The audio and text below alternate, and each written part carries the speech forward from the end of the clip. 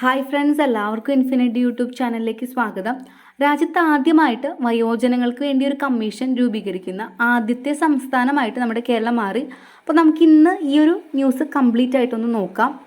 രാജ്യത്ത് ആദ്യമായി വയോജനങ്ങൾക്ക് കമ്മീഷൻ കൊണ്ടുവരുന്ന സംസ്ഥാനത്തെ വയോജന കമ്മീഷൻ ബിൽ കേരള സംസ്ഥാന നിയമസഭ പാസാക്കി. 2025 മാർച്ച് 19 ഈ ഒരു ബില്ല് പാസ്സാക്കിയത്. ഈ ഒരു ബില്ല് ഇവിടെ നിലനിന്നിരുന്ന ഒരു ഓർഡിനൻസിനെ റീപ്ലേസ് ചെയ്തുകൊണ്ടാണ് വന്നത്. Kerala state elderly commission ordinance 2024. അങ്ങനെ ഈ ഒരു ബില്ലിൻ്റെ അടിസ്ഥാനത്തിൽ വരുന്ന കേരള സംസ്ഥാന വയോജന കമ്മീഷൻ്റെ പ്രധാന ലക്ഷ്യം എന്ന് പറയുന്നത് 60 വയസ്സിന് മുകളിലുള്ളവരുടെ ക്ഷേമം, സംരക്ഷണം, പുനരധിവാസം എന്നിവ ഉറപ്പാക്കുന്നതിന് വേണ്ടിയിട്ടാണ്.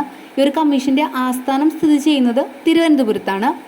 മറ്റ് പ്രത്യേകതകൾ എന്തൊക്കെയാണെന്ന് വെച്ചിട്ടുണ്ടെങ്കിൽ അർദ്ധ ജുഡീഷ്യൽ അധികാരങ്ങളോടുകൂടിയാണ് കമ്മീഷൻ രൂപീകരിക്കുന്നത്. കമ്മീഷനിൽ ഒരു ചെയർപേഴ്സണും 4ൽ കവിയാത്ത അംഗങ്ങളുമാണ് ഉള്ളത്.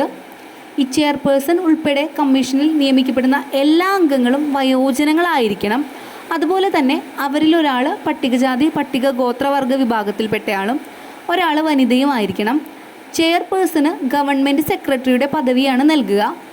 ചെയർപേഴ്സൻ്റെയും അംഗങ്ങളുടെയും കാലാവധി എന്ന് പറയുന്നത് 3 വർഷമാണ്.